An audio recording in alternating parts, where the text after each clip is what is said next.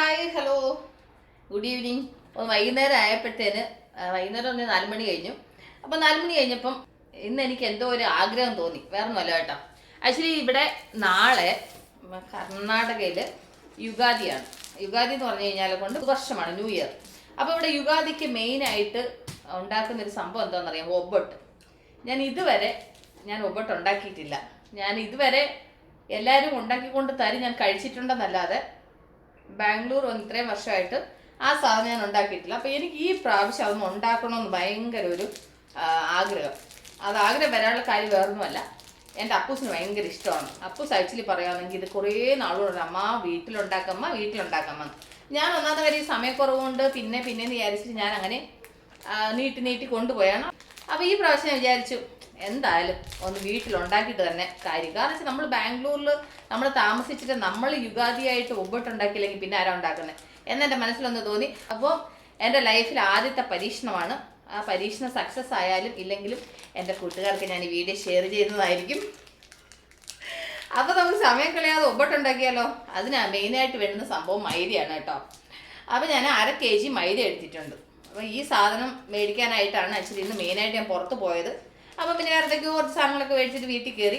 അപ്പോൾ എന്നാൽ ശരി ഇതുണ്ടാക്കാമെന്ന് വിചാരിച്ചിട്ട് ഞാൻ തുടങ്ങുവാണ്.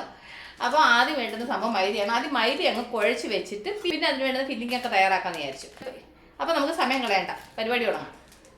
അപ്പോൾ ഞാൻ ഇന്ന് ആദ്യമായിട്ടല്ല, അതുകൊണ്ട് 1/2 കിലോ മൈദ മാത്രമേ എടുക്കുന്നുള്ളൂ. ഈ 1/2 കിലോ വേണോ വേണ്ട എന്നുള്ള ചിന്തയിലാണ്. ഇരിക്കട്ടെന്നോ, അതാണ് അവൻ ഇരിക്കട്ടെന്ന് ഡയലോഗൊക്കെ പറയുന്നു. ശരിയായില്ലെങ്കിലോ?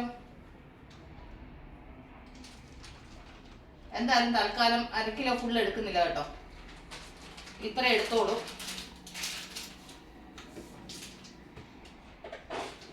ബാക്കി ഒരു കവർ കെട്ടിയങ്ങ് വെക്കാം. എന്നിട്ട് ഇതിലേക്ക് ഉപ്പ് ചേർക്കണം. ഉപ്പ് ആക്ച്വലി തീർന്നു പോയായിരുന്നു. അപ്പം അത് മേടിക്കാൻ വേണ്ടിയിട്ട് വെരി ഗുഡ് കണ്ട, ഉപ്പിൻ്റെ അടപ്പാണ് എടുത്തതും തറ വീണ് പീസായി മക്കളെ. ഇനി ഇതിന് അടപ്പിനെന്തോ ചെയ്യും, ചെറുതായിട്ടൊന്ന് തൊട്ടപ്പോഴേ താഴെത്തും. എന്തോ പറയാനാന്ന് പറയാം. ഇനിയിപ്പോൾ ഇത് വരണമുണ്ട്. അല്ലല്ലോ അങ്ങനെ ഞാൻ എന്തെടുത്താലും എനിക്ക് പൊട്ടിയിട്ട് തന്നെ എന്തോ ചെയ്യാനാന്ന് പറ. അത് കല്ലുപ്പിട്ട് വെക്കുന്ന ഭരണിയായിരുന്നു. ഞാൻ രണ്ടിന് സെപ്പറേറ്റ് ആയിട്ട് 2 ഭരണി വെച്ചിരുന്നതാണ്. കല്ലുപ്പിടാൻ, അത് കഴിഞ്ഞിട്ട് നോർമലായിട്ടുള്ള ഉപ്പിടാൻ. പറഞ്ഞിട്ട് കാര്യമില്ല. എന്നിട്ട് ഇതിലേക്ക് ഒരല്പം ഉപ്പിട്ട് കൊടുക്കുന്നുണ്ട്. അതിൻ്റെ കൂട്ടത്തിൽ ഒരു പിഞ്ച് മഞ്ഞൾപ്പൊടി. ഈ ഒബട്ടിനെന്ന് പറഞ്ഞു കഴിഞ്ഞാൽ കൊണ്ടൊരു യെല്ലോ കളറാണ്, അതിന് വേണ്ടിയിട്ടാണ്. എന്നിട്ട് ആദ്യം ഇത് കൈകൊണ്ടൊന്ന് മിക്സ് ചെയ്തിട്ട് ഇതിലേക്ക് നമുക്ക് കുറേശ്ശെ വെള്ളം ഒഴിച്ച് ഒരു ചപ്പാത്തി മാവിൻ്റെ പരുവത്തിന് കുഴച്ചെടുക്കണം. അപ്പോൾ ഞാനിതൊന്ന് കുഴച്ചെടുക്കട്ടെ. എന്നിട്ട് അപ്പോൾ ഈ മാവ് നന്നായിട്ട് കുഴച്ചെടുത്തിട്ടുണ്ട്. ഞാനിത് നാട്ടിൽ നിന്ന് പൊടിപ്പിച്ചുകൊണ്ട് വന്ന മഞ്ഞൾപ്പൊടി ആയതുകൊണ്ടാണ് എന്താ പറയുക കുറച്ച് ചേർത്തത്. നിങ്ങൾക്ക് മഞ്ഞ കളറിന് അനുസരിച്ചിട്ട് പിന്നെ മഞ്ഞൾ ചേർക്കണം കേട്ടോ. അപ്പോൾ ഞാനെന്നുണ്ടെങ്കിൽ മാവ് നന്നായിട്ട് കുഴച്ചെടുത്തു. ഇനി ഇതിലേക്ക് ഞാൻ ഒരു 2 ടേബിൾ സ്പൂണോളം എണ്ണ ഒഴിക്കുന്നുണ്ട്. എണ്ണ ഒഴിച്ച് ഇതിനെ ഒന്ന് സെറ്റാക്കി ഒന്ന് വെച്ച് കഴിഞ്ഞാൽ അപ്പോൾ അതിനകത്ത് ആ എണ്ണയൊക്കെ ഒന്ന് പിടിച്ചിട്ട് അതിരിക്കും. ഞാൻ ആക്ച്വലി ആദ്യം ഇട്ടപ്പം മഞ്ഞൾപ്പൊടി ഒരു ഡ്രോപ്പ് കുറവാണെന്ന് അപ്പൂസ് പറഞ്ഞു. അപ്പോൾ ഞാൻ ഇച്ചിരി കൂടെ മഞ്ഞൾപ്പൊടി ഇട്ട് കേട്ടോ. അതുകൊണ്ടാണ് ഇച്ചിരി കളർ കൂടിയോ കുറഞ്ഞോ എന്തോന്നൊന്നും അറിയത്തില്ല. അപ്പോൾ ഞാൻ കുറച്ച് എണ്ണ ഒഴിച്ച് കൊടുത്തിട്ടുണ്ട്. അപ്പോൾ ഈ എണ്ണയ്ക്കകത്ത് ഇതിങ്ങനെ അങ്ങ് വെച്ചേക്കുവാണ്.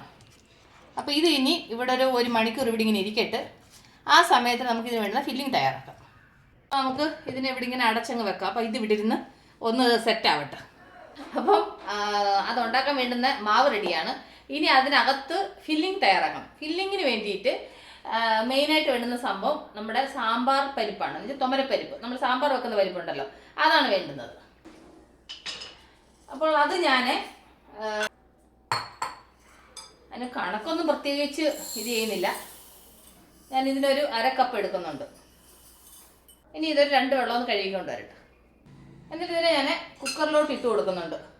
ആക്ച്വലി ഒരുപാട് വെന്ത് പോകാൻ പാടില്ല, മീഡിയം ആയിട്ടേ വേവാൻ പാടുള്ളൂ. പാത്രത്തിൽ വേവിച്ച് കഴിഞ്ഞാൽ ഒരുപാട് സമയം പിടിക്കുമെന്ന് പറഞ്ഞിട്ടാണ് ഞാനിപ്പോൾ ഇത് കുക്കറിലോട്ട് വേവിക്കുന്നത്. എന്നിട്ട് ഇതിലേക്ക് ഒരു നിരപ്പരം വെള്ളം ഒഴിച്ചു കൊടുക്കുന്നുണ്ട്. കണ്ടില്ലേ?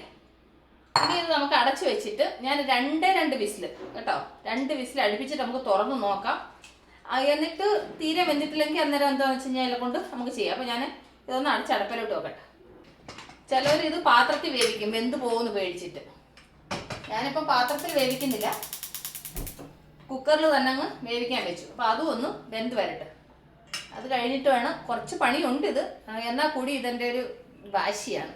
കാരണം വെച്ചാൽ ഇത്രയും വർഷമായിട്ട് നമുക്ക് അതൊന്നും ഉണ്ടാക്കാൻ പറ്റില്ലെന്ന് പറഞ്ഞു കഴിഞ്ഞാൽ അത് ശരിയല്ലല്ലോ. നമ്മളെല്ലാം ട്രൈ ചെയ്യണമല്ലോ. അപ്പോൾ അതുകൊണ്ട് എൻ്റെ ഒരു ട്രൈ ആണിത്, സക്സസ് ആവുമെന്ന് വിചാരിക്കുന്നു. അപ്പോൾ നമുക്ക് ഇതൊന്ന് വെന്ത് കഴിഞ്ഞിട്ട് നമുക്ക് കാണാം. അപ്പോൾ ഞാൻ തൊമര വേവിക്കാൻ വെച്ചു, അത് വെന്തിരിപ്പുണ്ട്. ഇതേമാതിരി വേവണം, ഒരുപാടങ്ങ് പിന്നെന്താ പറയുന്നത്, വെന്ത് പോകാൻ പാടില്ല. ഈ ഒരു പരുവത്തിൽ വേണം വേവാൻ. ഇനി ഇത് ഞാൻ ഈ ഒരു അരിപ്പയിലോട്ടങ്ങ് ഇടുന്നുണ്ട്. കാരണം വെച്ച് കഴിഞ്ഞാൽ ഇതിനകത്ത് വെള്ളത്തിൻ്റെ അംശം എന്തെങ്കിലും ഉണ്ടെങ്കിൽ പോകാൻ വേണ്ടിയിട്ട്. പക്ഷേ എനിക്കിത് കറക്റ്റ് വെള്ളമായിരുന്നു കേട്ടോ. ചിലവർ വേവിക്കുന്ന സമയത്ത് കുറച്ച് വെള്ളം ഊറ്റിയെടുക്കാൻ കാണും, പക്ഷെ എനിക്കിതിനകത്ത് കറക്റ്റ് വെള്ളം, അതിനകത്ത് വെള്ളത്തിൻ്റെ ഒരു തുള്ളി അംശം പോലും ഇല്ല. വെള്ളത്തിൻ്റെ അംശം ഉണ്ടെങ്കിൽ ഇതുപോലെ അരിപ്പയിൽ ഇങ്ങനെ അരിച്ചെടുക്കണം. അപ്പം ഇതിനകത്ത് കണ്ടില്ലേ, വെള്ളത്തിൻ്റെ അംശം ഇല്ല. അപ്പോൾ എൻ്റെ കൂട്ടുകാർ വേവിക്കുന്ന സമയത്ത് ഒരു പക്ഷേ വെള്ളം അധികം ഉണ്ടെങ്കിൽ വെള്ളം ഇങ്ങനെ ഇത് ചെയ്തെടുക്കണം കേട്ടോ.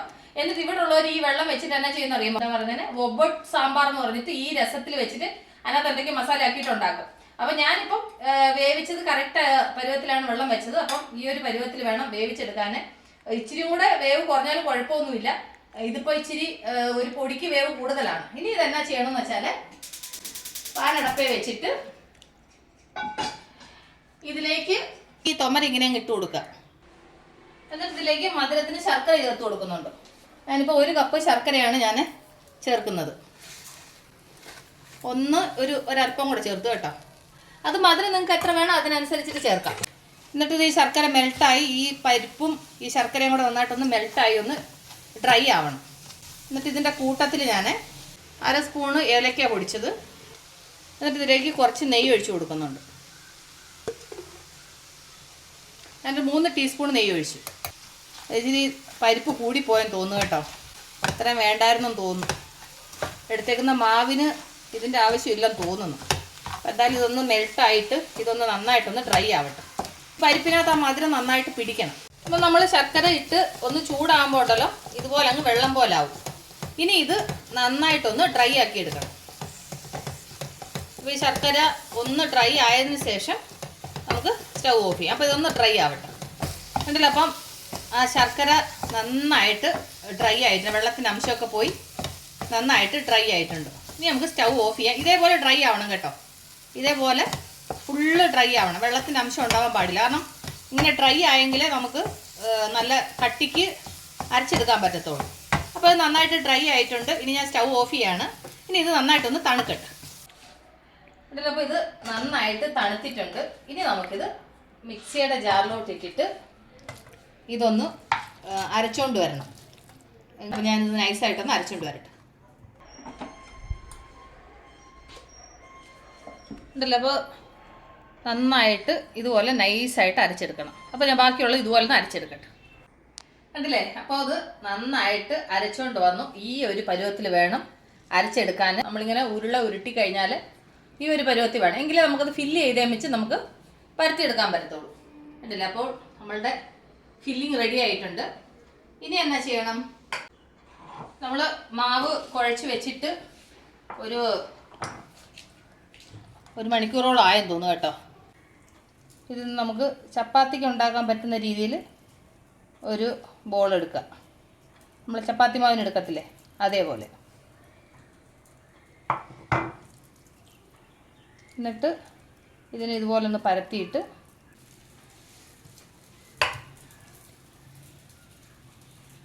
ഇതിലേക്ക് നമ്മൾ ആ ഫില്ലിങ് റെഡി ചെയ്ത് വെച്ചേക്കുന്നില്ലേ അത് ചെറിയൊരു ബോളാക്കിയിട്ട് ഉരുട്ടിയെടുക്കണം. ഉരുട്ടിയെടുത്തതിന് ശേഷം ഇതിൻ്റെ സെൻറ്ററിലേക്ക് ഇതുപോലെ വെച്ച് കൊടുത്തിട്ട് ഇതുപോലെ അങ്ങ് ക്ലോസ് ചെയ്യണം.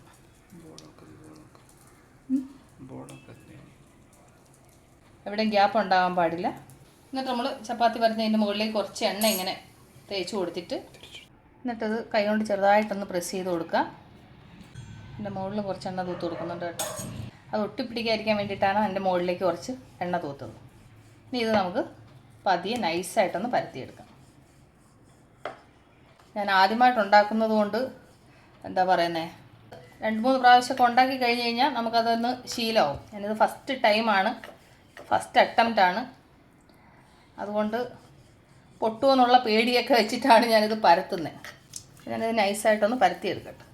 എന്നിട്ടപ്പോൾ നന്നായിട്ട് പരത്തിയെടുത്തു. ഇനി നമുക്കിത് തവയിലോട്ട് ഇട്ടിട്ട് നമുക്ക് ഫ്രൈ ചെയ്തെടുക്കണം. അപ്പോൾ ഞാൻ പാൻ ഓൾറെഡി ചൂടാക്കാൻ വെച്ചിട്ടുണ്ട്, ദോശക്കല്ല്. അപ്പോൾ ഇത് ചൂടായിട്ടുണ്ട്. ഇതിലേക്ക് ഇട്ടിട്ട് നന്നായിട്ടൊന്ന് ഫ്രൈ ചെയ്തെടുക്കാം.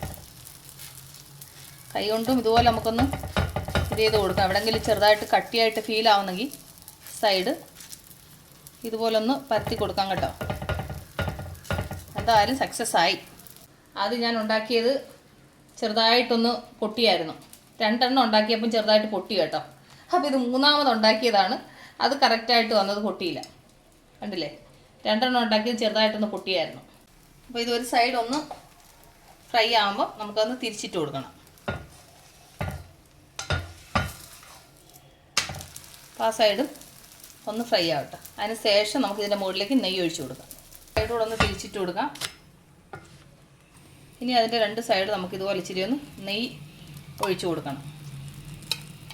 നെയ്യ് ഒഴിച്ചിട്ട് ഒന്ന് തിരിച്ചിടാം. ആ സൈഡും അതുപോലെ നെയ്യ് ഒഴിച്ചിട്ട് നന്നായിട്ട് ഫ്രൈ ആക്കണം.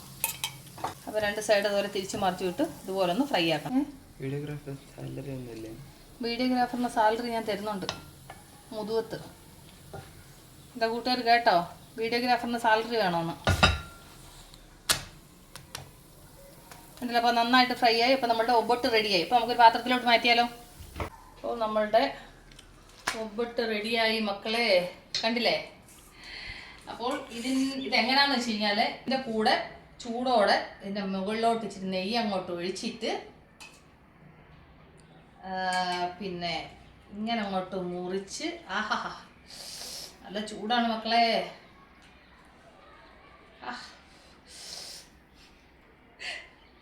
അതൊന്ന് കാണിക്കാന്ന് വിചാരിച്ചു കഴിഞ്ഞാൽ സമ്മതിക്കത്തില്ലല്ലോ ഈ ചൂട്.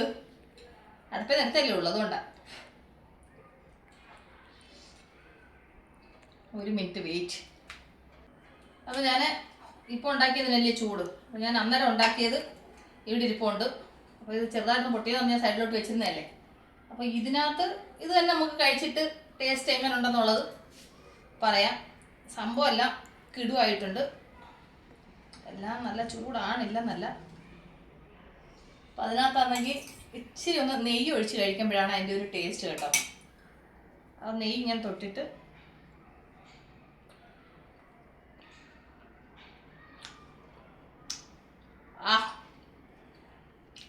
വേറെ ലെവൽ മക്കളെ. കാരണം വെച്ചാൽ എല്ലാവരും കൊണ്ടുവന്ന് ഒബട്ട് കഴിച്ചിട്ടേ ഉള്ളൂ. ഞാൻ ഇന്നിപ്പം ഞാൻ ഉണ്ടാക്കിയിട്ട് യുഗാദിക്ക് ഞാൻ ഒബട്ട് കഴിച്ചു.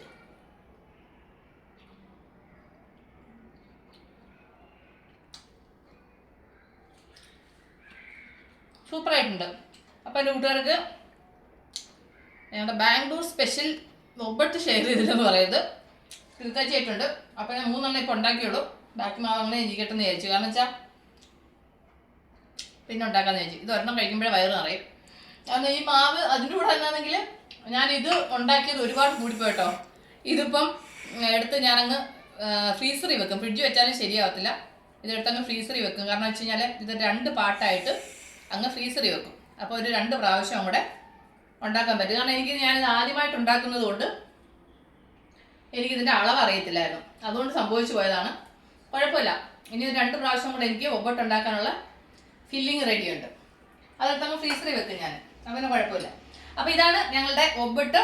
ഞങ്ങളുടെ ഇന്നത്തെ വൈകുന്നേരത്തെ വിശേഷം കണ്ടല്ലോ. നാളെ യുഗാദിയാണ്. അപ്പോൾ യുഗാദിക്ക് ഞാൻ ഒബട്ട് ഉണ്ടാക്കില്ല എന്നുള്ള വിഷമം എനിക്ക് വേണ്ട.